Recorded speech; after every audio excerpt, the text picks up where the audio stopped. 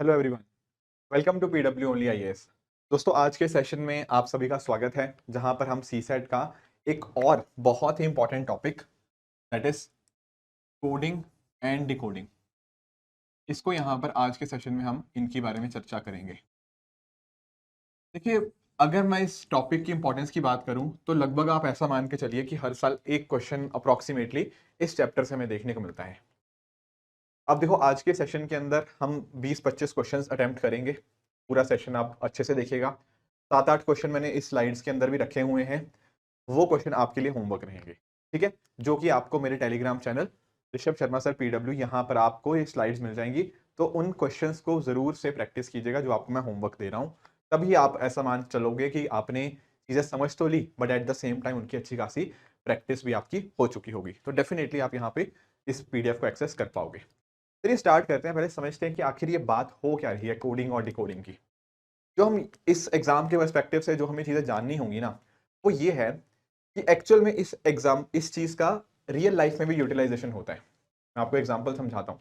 जैसे मान लो कि आप हो और लेट्स से यहाँ पे आपका दोस्त है। कई बार ना आपको अपने दोस्त को कोई चीज बतानी होती है, तो जरूरी नहीं होता कि आप एग्जैक्ट इंग्लिश में या एग्जैक्ट हिंदी में ही उसको बता पाओ।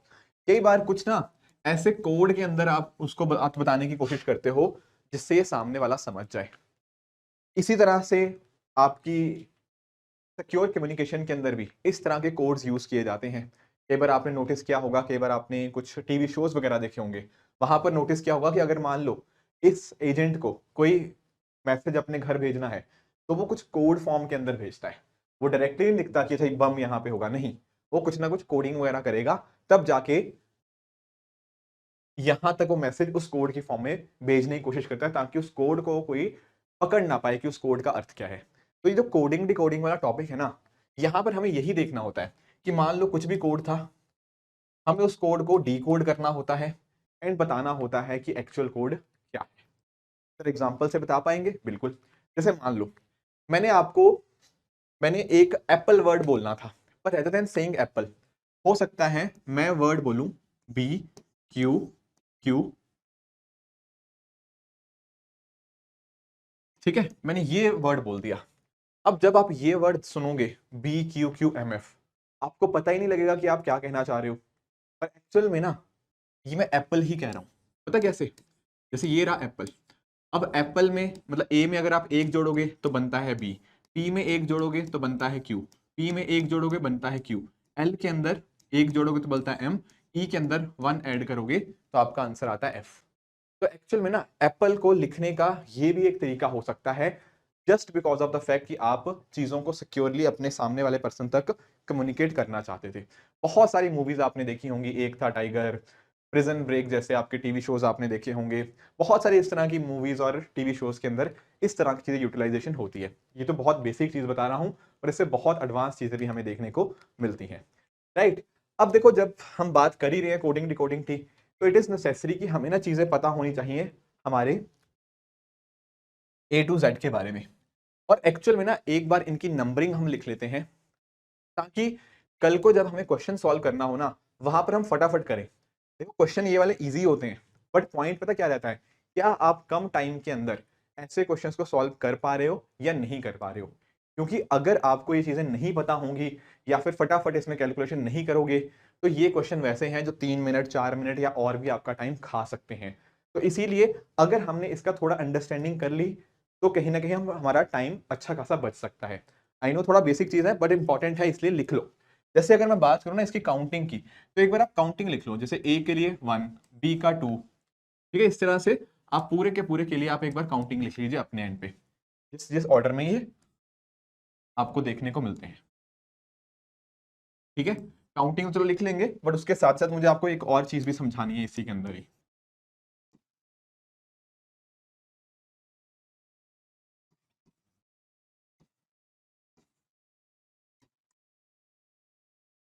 ये आप नोटिस करोगे कि मैंने 1 से लेकर 26 तक सभी के लिए मैंने नंबरिंग आपके सामने यहाँ पे लिख दी है। ठीक है, ये नंबरिंग पता इसलिए लिख रहा हूं क्योंकि एक्चुअल में ना जब हमें कोई एप्पल को ये बोलता है, ये हमें डिसाइफर करना बहुत मुश्किल होता है। पर जैसे ही हम इनके नंबर्स लिख लेते हैं, जैसे फॉर एग्जांपल एप्पल के लिए आपने देखा 1, पी क्या था, पी आपका 16th नंबर पे था। इसी तरह से आपका जो एल था, ठीक है, वो आपका 12th नंबर पे आता है, ये 5 नंबर पे आएगा। तो जैसे ही आपके सामने ये चीजें होंगी ना, जब आप इनको नंबर्स की फॉर्म में समझने की कोशिश करोगे तो आपको ना उनका लिंकेज ढूंढना आसान हो जाएगा। जैसे फॉर एग्जांपल कोई आपसे कोई एल और एम का क्या लिंकेज है, शायद डिफिकल्ट है आपको बताना, पर 12 और 13 का क्या लिंकेज है वो आपको पता है कि +1 करके आ जाएगा। तो इसलिए मैं आपको कह रहा था कि थोड़ा सा आपने इस तरह से नंबर लिखे होंगे ना, तो कहीं ना कहीं आपको एक अच्छा आइडिया मिलेगा। एक चीज तो ये, इसको बोलते हैं फॉरवर्ड काउंटिंग। जब आपने A to Z आपने 1 से लेके 26 तक लिख दिया। कई बार एग्जामिनर आपके क्वेश्चन को थोड़ा सा डिफिकल्ट बनाने के लिए ना इनकी उल्टी काउंटिंग भी करा सकता है। उल्टी काउंटिंग का मतलब क्या होता है, जैसे फॉर एग्जांपल वो Z को अगर 1 बोल दे, और उस केस में Y क्या हो जाएगा 2, X का हो जाएगा 3, W हो जाएगा 4, V हो जाएगा आपका 5, U हो जाएगा 6। ऐसे करते करते आप सारी बैकवर्ड काउंटिंग भी लिख सकते हो। उस केस में आपका जो A बनेगा ना, वो बनेगा 26, B बनेगा आपका 25, C बनेगा आपका 24। इस तरह से आपकी रिवर्स काउंटिंग भी आपको देखने को मिल सकती है। अब देखो कई बार क्या होता है, हमें फॉरवर्ड काउंटिंग पता होती है पर बैकवर्ड काउंटिंग याद करने के अंदर हम कंफ्यूज हो जाते हैं। कंफ्यूज बिल्कुल नहीं होना। आप एक चीज नोटिस कर रहे हो, जैसे मैंने ये दो चीजें लिखी, जैसे फॉर एग्जांपल ये दो चीजें मैंने लिखी, इनका सम कितना है? आप बोलोगे सर जेड का नंबर फॉरवर्ड से 26 है, बैकवर्ड से 1 है, सम तो दोनों का 27 ही है ना।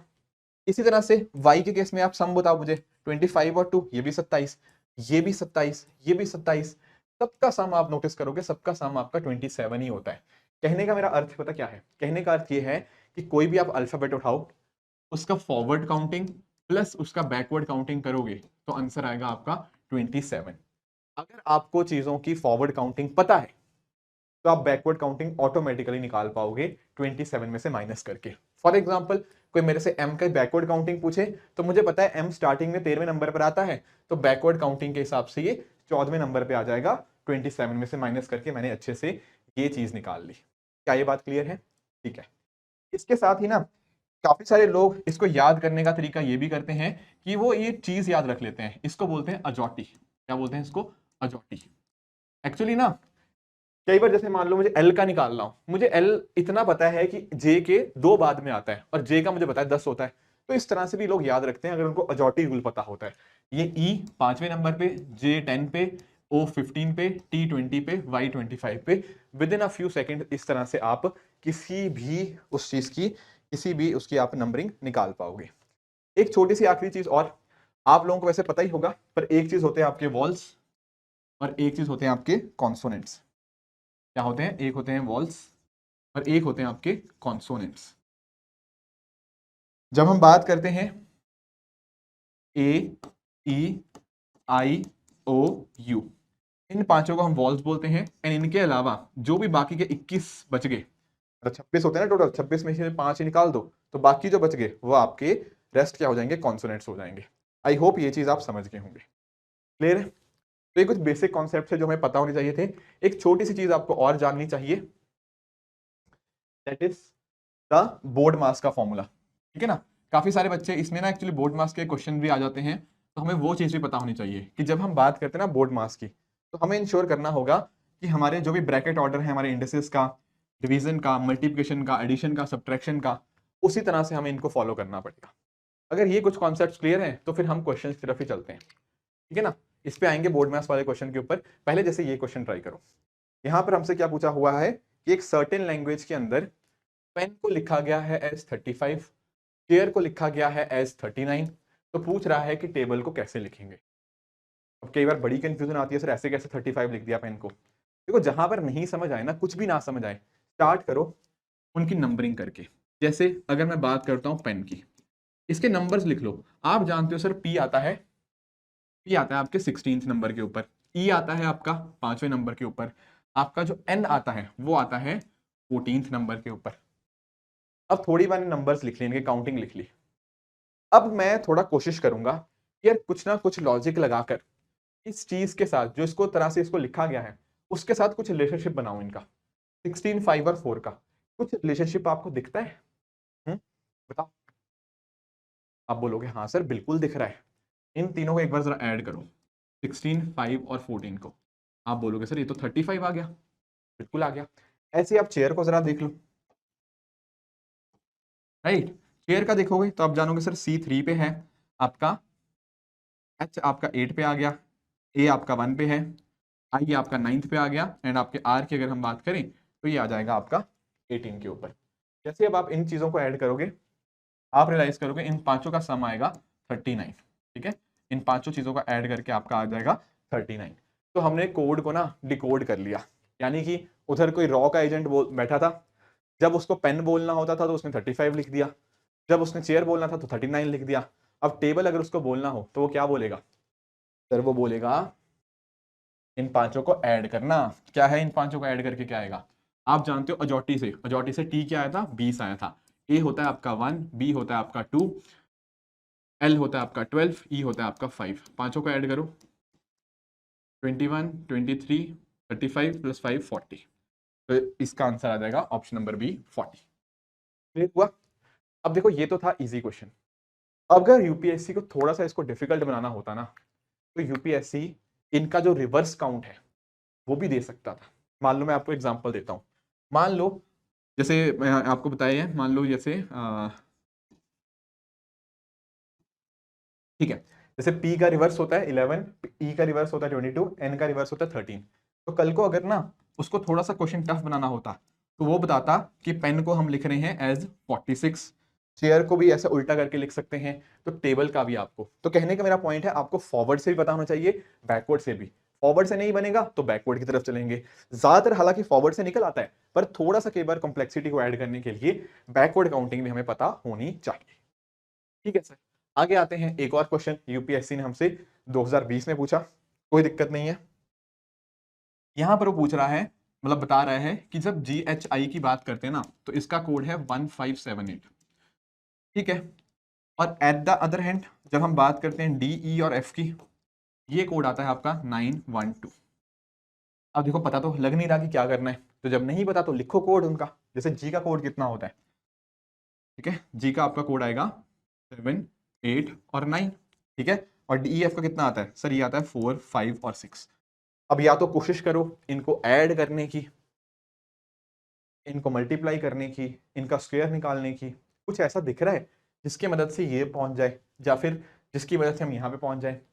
आपको यहां से ना एक हिंट मिल सकता है। ये देखो 456, इसका डबल करो एक बार। क्या आप रियलाइज करे हो 456 का डबल कितना होता है? 912।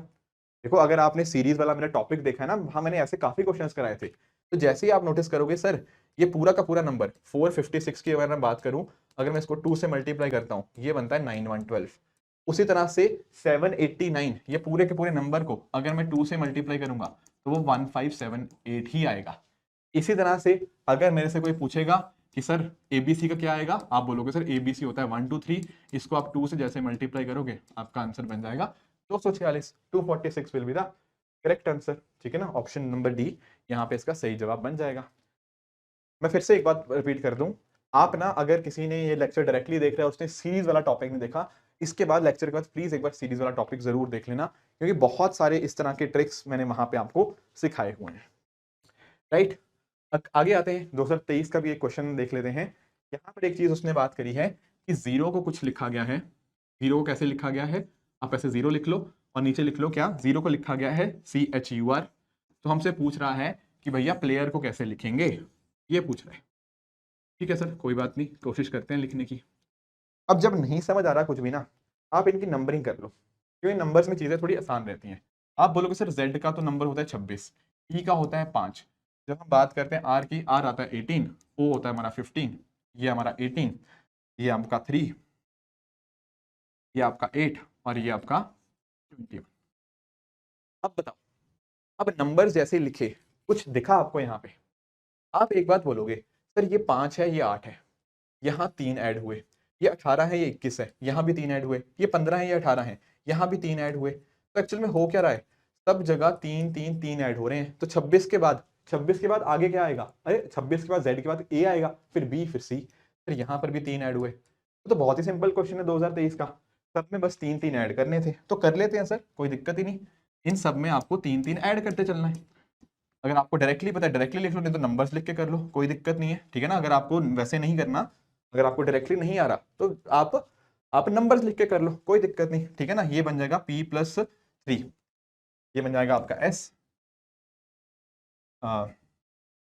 SMNO, ये बन जाएगा आपका D, और उसके बाद आ जाएगा आपका B, और उसके बाद E का आ जाएगा आपका H, और R का आ जाएगा आपका U, ये बन जाएगा SODBHU, ठीक है। तो option number D will be the correct answer. ऐसे आप निकाल सकते हो, ठीक है। अगर नहीं आ रहा कोई दिक्कत नहीं, इनके नंबरिंग लिख लो सारे 6 के 6 की, और फिर 3 3 ऐड करके देख लो किसका नंबर आता है। That is also good way to answer, ठीक है, डिपेंडिंग आपको कैसा इजी रहे। चलो ठीक है, एक क्वेश्चन ये आपका होमवर्क रहेगा, इजी है ये क्वेश्चन भी, तो इसको ट्राई कीजिएगा, ये आपका होमवर्क रहेगा। चलो आगे चलते हैं नेक्स्ट क्वेश्चन की तरफ। नेक्स्ट क्वेश्चन है हमारा कि भैया सिस्टम है, एक सिस्टम, ठीक है। सिस्टम को आप ऐसे लिख सकते हो, SYSTEM। सिस्टम को लिखने का तरीका यहाँ पे इसने क्या बताया है, SYSMET। तो वो हमसे पूछ रहा है भैया फ्रैक्शन को कैसे लिखोगे, इसको लिखोगे फ्रैक्शन को, क्या लग रहा है। अब एक चीज जैसे मैंने लिखी ना, मुझे एक चीज रियलाइज हुई, यार ये तो वर्ड ना सिमिलर ही है, जो 6 वर्ड्स ऊपर यूज हुए हैं वही 6 वर्ड्स नीचे यूज हुए हैं, बस हुआ पता क्या है, चीजें थोड़ी आगे पीछे हो गई हैं। जैसे टी यहां पर भी था पर यहां पर भी है, थोड़ा पीछे हो गया। ई वैसा ही रहा, एम यहां से यहां आ गया है, वाई वहां का वहां ही रहा, एस का ऐसे रहा है। तो थोड़ा सा ना मुझे इतना तो पता लग गया कि यार चीजें रह तो वही रही हैं पर आगे पीछे हो रही है उनकी पोजीशन। तो क्या आप एक चीज नोटिस कर पा रहे हो, टी यहां से चल के यहां आ गया, जो बीच वाला था वो एज इट इज रहा, एम यहां से यहां चल के इस तरह आ गया। तो हुआ पता क्या, इन्होंने 6 लेटर्स को 3 और 3 के हिस्सों में डिवाइड कर दिया, ठीक है, इस तरह से। पहला लेटर तीसरा बन रहा है, तीसरा पहला बन रहा है, बीच वाला सेम। तो यहां पर भी क्या हो रहा है, एस यहां से यहां आ गया, ये यहां पे यहां आ गया, y as it is same. तो हमें भी पता क्या करना है, हमें भी इस नंबर को, जैसे 8 डिजिट का ये नंबर है, इसको इस तरह से तोड़ देना है। अब क्या करेंगे, कुछ नहीं, इजी है ये तो। क्या करना चाहिए, आप बोलोगे सर अब इसको ऐसे इंटरचेंज कर लेते हैं, एफ जो कि वहां था वो यहां आ जाएगा, सी जो कि वहां था वो यहां आ जाएगा, राइट। उसी तरह से टी जो वहां था वो यहां आ जाएगा, एन जो यहां था वो यहां आ जाएगा, एंड बाकी जो होंगे वो आपका ए यहाँ पे इंटरचेंज ऐसे, आर आपका यहाँ पे, आई इधर, ओ इधर। देख लो कौन सा ठीक आ रहा है, ऑप्शन नंबर डी यहाँ पे आपका करेक्ट बन रहा है, तो वही आपका आंसर होगा। क्लियर है, जैसे इसको इधर, इसको इधर, इसको इधर, इसको इधर, ऐसे, ठीक है। ये प्रैक्टिस के साथ आएंगे, जब आपने अच्छी खासी प्रैक्टिस करी होंगी ना, उसके बाद यू विल रियलाइज कि हाँ यार ये चीजें इस तरह से चेंज हो रही हैं, ये नंबर्स मतलब सारे हैं वहीं पर आपस में पोजीशंस इनकी इंटरचेंज हुई हैं। ये आपका आज का एक और दूसरा होमवर्क, ठीक है, इसको भी ट्राई करो, इजी क्वेश्चन है, मुश्किल ये भी नहीं है, तो इसको आप अपने एंड पे डेफिनेटली सॉल्व कर सकते हो। और इसका आंसर मैं आपको मेरे जो टेलीग्राम चैनल होगा उसकी पीडीएफ के अंदर ही इसका प्रॉपर आंसर जो भी होगा उसको टिक करके मैं आपके लिए दे दूंगा। आगे आते हैं नेक्स्ट क्वेश्चन की तरफ। ये एक और कैटेगरी ऑफ क्वेश्चन होते हैं, यहाँ पर क्या होता है ना, आपके पास मल्टीपल स्टेटमेंट्स होती हैं एंड आपको पूछा जाता है कि किस चीज का क्या कोड है। अब देखो कैसे करना है ऐसे क्वेश्चंस को। ऐसे क्वेश्चन में आपको पता क्या करना है, जैसे यहाँ पे एक लाइन लिखी हुई है कि 256 का मतलब ये है, 589 का मतलब ये है, 254 का मतलब ये है। आपको क्या करना है, कोई भी 2 सेंटेंसेस उठा लेने हैं। जैसे मान लो मैंने पहले दोनों ही उठा लिए, यहाँ पे क्या था 256, उसको बोला गया है रेड कलर और चॉक। और एक दूसरा उठा लो, उसका अर्थ है 589, उसका अर्थ क्या लिखा हुआ है, ग्रीन कलर फ्लावर, यही लिखा हुआ है, बिल्कुल सही बात है। अब पहले 2 सेंटेंसेस जैसे मैंने उठाए ना, मैंने एक चीज नोटिस करी, इन दोनों में कॉमन क्या है। आप बोलोगे सर 5 कॉमन है, ये 5 इधर भी आता है, ये 5 इधर भी आ रहा है, बिल्कुल सही बात है। उसी तरह से आप राइट हैंड साइड में देखो क्या चीज कॉमन है। आप बोलोगे सर कलर पहले में भी कॉमन था, कलर दूसरे में भी कॉमन है। तो जब इधर 5 कॉमन है और इधर कलर कॉमन है, इसका मीनिंग क्या है, इसका मतलब है कि सर जो 5 है ना उसका मतलब है कलर। तो यहाँ पे किसी को कोई दिक्कत, तो कलर का तो मुझे पता लग गया कि 5 is the code for colour, ठीक है। एक तीसरी लाइन भी सर हम उसने हमें दे रखी है, उसको भी लिख लो, क्या था वो 254। 254 का मतलब क्या है, वाइट कलर और आपका चौक। अब आप नोटिस करो, मुझे तो कलर का तो पता लग गया, आप बोलोगे सर कलर का तो मुझे पता है कि 5 है, राइट, उसमें कोई दिक्कत नहीं है। अब अगर मैं स्टेटमेंट 1 और स्टेटमेंट 3 को देखूं, आप जानते हो 5 का पता लग गया है, ये 2 यहां पर भी कॉमन है, इसमें भी और इसमें भी कॉमन है ना, तो 2 क्या होगा बताओ। आप बोलोगे सर 5 तो कलर कॉमन आ चुका है, और क्या कॉमन है, और है कॉमन चाक, इसमें भी चाक, इसमें भी चाक, इसमें भी 2, इसमें भी 2, तो 2 का मीनिंग क्या होगा सर, 2 का मीनिंग होगा चौक।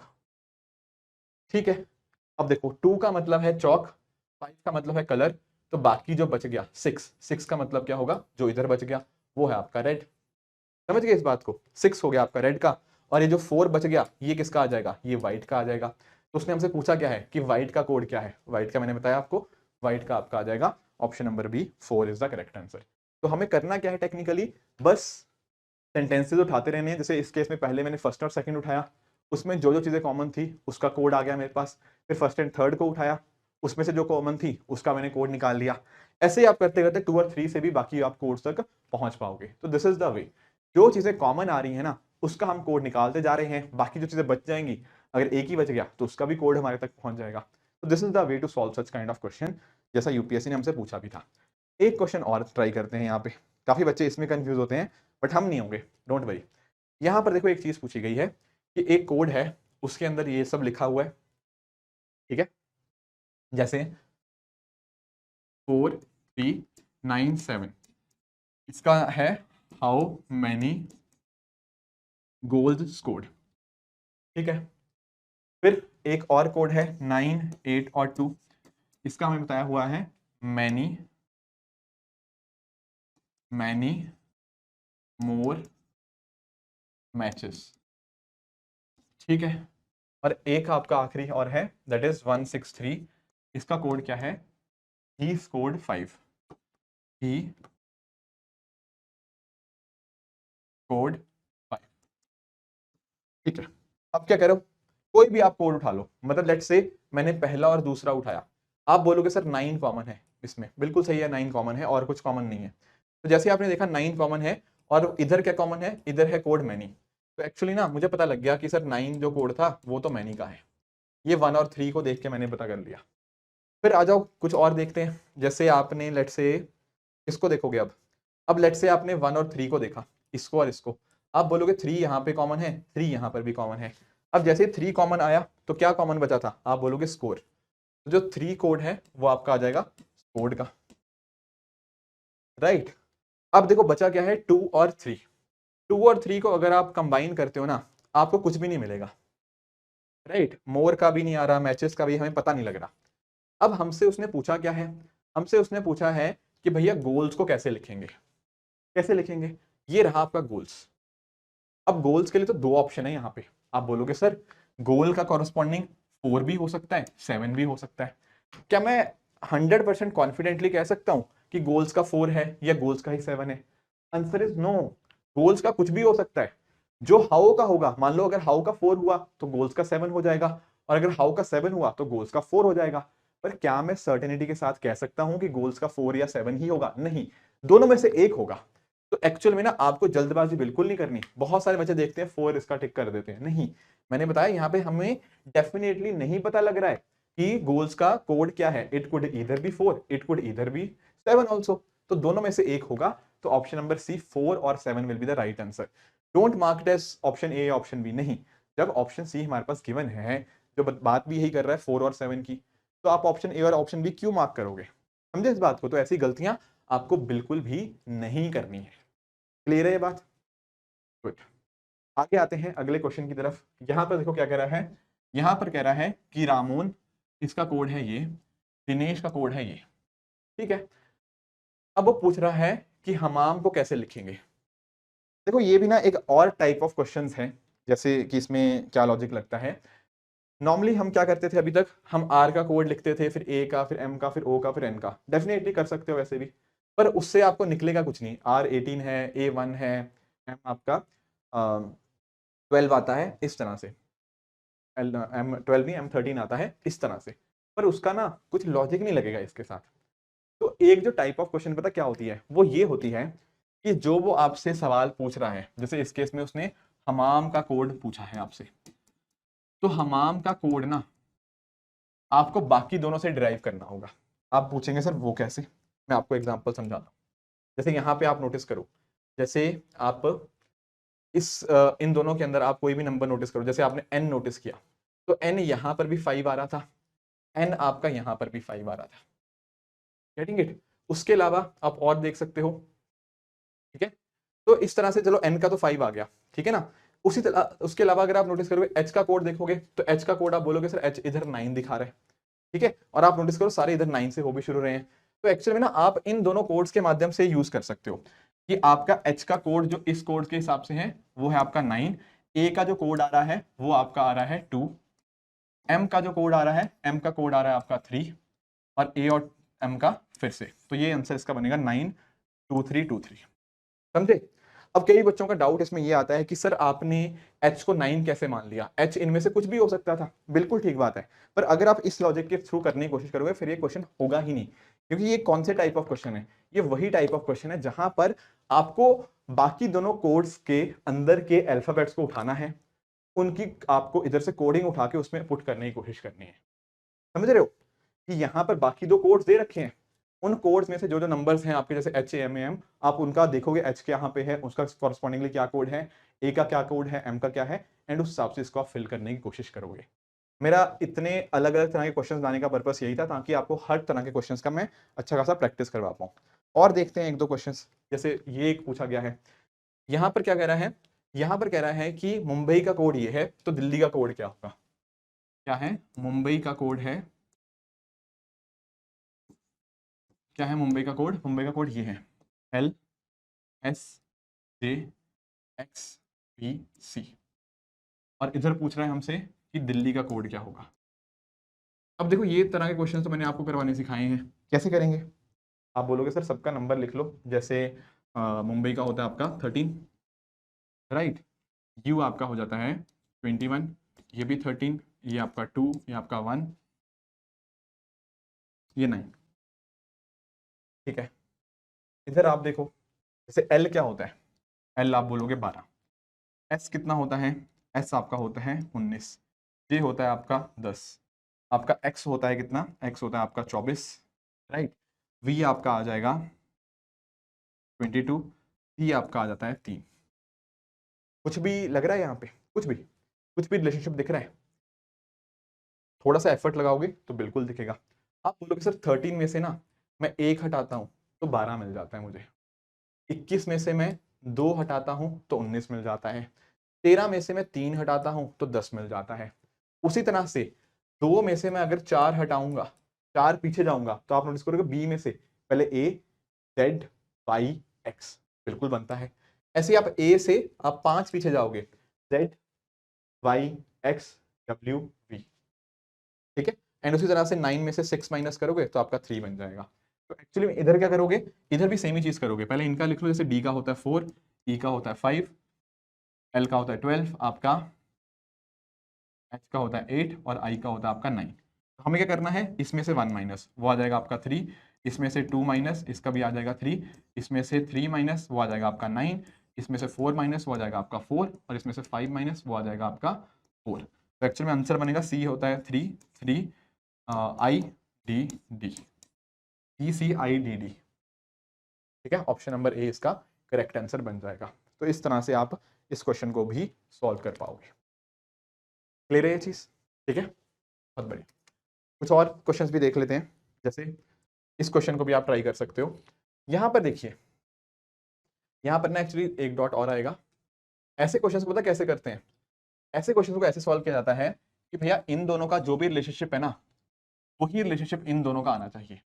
समझ रहे हो कि इसका इसके साथ जो भी रिलेशनशिप है वही सेम रिलेशनशिप इसका और इसका होगा। तो हमें ये बताओ, तो आपको कुछ नहीं करना, जैसे अभी तक करते आ रहे हैं वही करना है। जैसे ACPQ यहां लिख लिया, इसका रिलेशनशिप इसके साथ निकालना है, क्या है, बेसु के साथ, BESU के साथ। अब अगर तो आपको डायरेक्टली पता है, ये तो डायरेक्टली दिख ही जाए आपको कि सर A में 1 ऐड करूंगा तो B आ जाएगा, B में C में 2 ऐड करूंगा तो E, P में 3 ऐड करूंगा तो S, Q में आपको 4 ऐड करूंगा तो आपका U दिख जाएगा। अदरवाइज आप नंबरिंग ले लो 1 3 एंड ऑल दिस, वैसे निकल जाएगा। तो आपका जो आंसर आएगा ना वो भी ऐसे ही आएगा, M के अंदर आप एक ऐड करोगे, एक ऐड करोगे तो N आ गया, ठीक है। उसके अलावा N के अंदर 2 ऐड करोगे, NOP, यहाँ पे P आ जाएगा। फिर आपका G के अंदर 3, GHIJ, राइट। और लास्टली आई के अंदर 4 ऐड करोगे तो आपका एम आ जाएगा। इस तरह से NPJM will be the correct answer. ठीक है, इजी क्वेश्चन है। मैंने वही बोला कि अगर आप क्विक हो ना तो ऐसे क्वेश्चन फटाफट फटाफट आप कर सकते हो। ठीक है, कुछ और क्वेश्चन भी मैं आपको होमवर्क देता हूं। जैसे ये आपका क्वेश्चन होमवर्क रहेगा। ठीक है, प्रैक्टिस कीजिएगा इसका ना। देखो, अगर तो आपको दिख गया कोड तो फटाफट कर लोगे, नहीं दिखेगा तो बड़ी दिक्कत आएगी। तो जरूरत पता क्या है, जरूरत ये है कि आप अच्छी खासी प्रैक्टिस करो। तो जो अलग अलग तरह के क्वेश्चन मैं आपको होमवर्क दे रहा हूँ वो इसीलिए दे रहा हूँ। ये भी आपका एक होमवर्क है एंड साथ ही साथ ये 2021 वाला क्वेश्चन ये भी आपका एक होमवर्क ही रहेगा, जिसका आंसर आप लोग ही मुझे बताओगे कि इसका आंसर आपके हिसाब से क्या होगा। एक और क्वेश्चन देख लेते हैं, जैसे इसको समझना। यहां पर ना कई बच्चों को ये स्टेटमेंट ही समझ नहीं आती कि पूछा क्या जा रहा है। यहां पर देखो क्या कह रहा है, if every alternative letter of English alphabet from B onwards, including B, is written in lowercase and the remaining letters are in capitalized, then how is the first month of second half of the year written? देखो, पहले तो आप ये समझ गए first month of the second half. First month of the second half वो आपका जुलाई होता है। ठीक है, तो एक्चुअली पूछ रहा है कि जुलाई को कैसे लिखेंगे। अब समझो क्या कह रहा है वो कह रहा है कि मान लो जैसे आपने ना क्या किया, आपको मैं ABCD लिख के देता हूँ, जैसे ABCDEFGH। इनके मैंने आपको मान लो नंबर भी दे दिए। अब नंबर तो मैंने आपको सिखाई है, ए का 1 होता है, बी का 2, सी का 3, डी का 4, 5 का इसका इस तरह से। राइट, आपको पता क्या कह रहा है, एवरी ऑल्टरनेटिव लेटर, ऑल्टरनेटिव होता है एक छोड़ के, of the English alphabet starting from B is written in lower case and remaining are capitalized. तो कह रहा है बी से अगर हम शुरुआत करें और जो भी ऑल्टरनेटिव लेटर है वो छोटे केस में लिखा, यानी कि बी ना वो कैपिटल बी नहीं है, वो छोटा बी है। जो आपका डी है वो डी नहीं, वो छोटा डी आएगा। फिर अगला ऑल्टरनेट आएगा आपका एफ, एफ छोटा एफ आ जाएगा, एच आपका आ जाएगा छोटा एच। बाकी सारे जो होंगे वो आपके कैपिटलाइज ही रहेंगे। जो आपके बी डी एफ एच वो वाले क्या हो जाएंगे, वो आपके लोअर केस के अंदर आ जाएंगे। क्या ये बात समझ आई? ठीक है, अब देखो इसका आंसर क्या आना था, इसका आंसर तो सर जुलाई आना था। तो अब हमें बस ये देखना है कि जुलाई में से कौन सी चीज कैपिटल रखनी है, कौन सी आपने स्मॉल रखनी है। आप एक चीज नोटिस कर पा रहे हो, यहां पे नोटिस करो कौन से लेटर आप छोटे कर रहे हो जिनका इवन नंबर है, 2, 4, 6, 8 ऑल्टरनेटिव है ना। तो जिन जिन पर आपका इवन नंबर आएगा वो वाले अल्फाबेट्स को आप छोटा कर दो, बाकी सब आप कैपिटल रख दो। अब जैसे अगर मैं बात करता हूं, जुलाई की। अब जब हमने जुलाई की बात करी तो आप नोटिस करोगे सर जे क्या होता है, जे होता है 10, यू क्या होता है, यू होता है आपका 21, एल क्या होता है, एल होता है आपका 12 और वाई होता है आपका 25। तो मुझे बताओ इस जुलाई में से कौन कौन सी चीजें आपकी छोटी होंगी। आप बोलोगे सर जो जो इवन नंबर है। इवन कौन सा है, ये वाला और ये वाला। तो एक्चुअल में ना जे आपका छोटा हो जाएगा, यू आपका कैपिटल ही रहेगा, एल आपका छोटा हो जाएगा, वाई आपका कैपिटल ही रहेगा। तो यू और वाई कैपिटल, जे और एल स्मॉल, वो आपका ऑप्शन डी के अंदर है। तो ये स्टेटमेंट समझना जरूरी था कि ऑल्टरनेटिव का मतलब क्या होता है कि एक एक छोड़ के, बी छोटा हो गया उसका एक छोड़ के क्या आएगा, डी, वो छोटा होगा। डी का एक छोड़ के वो आपका आपका एफ रहेगा, एफ छोटा हो जाएगा इस तरह से। तो हमने उसका देख लिया पैटर्न कि जो जो आपके ऑड नंबर्स थे वो आपके कैपिटल हैं, जो आपके इवन वाले थे वो आपके स्मॉल वाले हैं। तो जुलाई में हमने देखा कि जे और आपका जो एल है वो आपके इवन नंबर आ रहे थे तो उनको हमने छोटा कर दिया, बाकी दोनों आपके एज इट इज ही रहे। ठीक है, तो ये कुछ क्वेश्चंस थे जो कि हमें आज डिस्कस करने थे। मैं कुछ आपको भी होमवर्क दे रहा हूँ। देखो 4-5 और भी क्वेश्चंस हैं, इजी क्वेश्चंस हैं, तो this is also an homework to you. ठीक है, ये भी आपका होमवर्क रहेगा। मैंने आपको कॉन्सेप्ट सिखा दिए हैं, बस उन्हीं की एप्लीकेशन आपको करनी है। ये भी आपका एक होमवर्क रहेगा एंड लास्टली ये भी आपका एक होमवर्क रहेगा, ये भी। ठीक है, तो ये 4-5 क्वेश्चंस हैं जो आपने डेफिनेटली होमवर्क करने हैं। 2-3 क्वेश्चंस मैंने आपको विद इन द सेशन भी बताए। मैं फिर से एक बार रीआइटरेट कर दूं, इन सभी जितने भी आपको मैंने होमवर्क क्वेश्चंस दिए ना, इन सब का होमवर्क आपको मेरा जो टेलीग्राम चैनल है, ठीक है, उसके ऊपर मैं पोस्ट कर दूंगा। वहां पर जाके आप चेक कर पाओगे कि जो भी आपने क्वेश्चंस अटेम्प्ट किए क्या उनके जो आंसर्स निकले, क्या आपके आंसर्स सही थे या नहीं थे। तो वो आपको इस पीडीएफ के अंदर जो मैं इस टेलीग्राम पे अपलोड करूंगा वहां पर आपको मिल जाएंगे।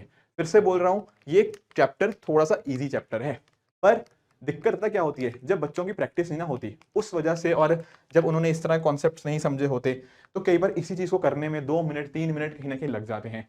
And that is how they keep losing track of the time. And जिस वजह से टाइम मैनेजमेंट अच्छे से नहीं हो पाता एंड फिर वो एग्जाम के अंदर हड़बड़ी कर देते हैं, जिस वजह से कई बार उनके क्वेश्चंस छूट भी जाते हैं। तो ठीक ठाक अगर प्रैक्टिस होगी ना तो ऐसे क्वेश्चन बहुत जल्दी कर पाओगे एंड प्रॉपर टाइम के विद इन आप अपने एग्जाम को, अपने पेपर को अच्छे से कंप्लीट कर पाओगे। ठीक है दोस्तों, तो ये था आज का टॉपिक जहां पर हमें कोडिंग डिकोडिंग समझना था। आई होप आज का सेशन आप सभी को बहुत अच्छे से समझ आया होगा। इसी तरह से आप भी अपने एंड पे हार्डवर्क करते रहिए। Thank you very much, all the very best.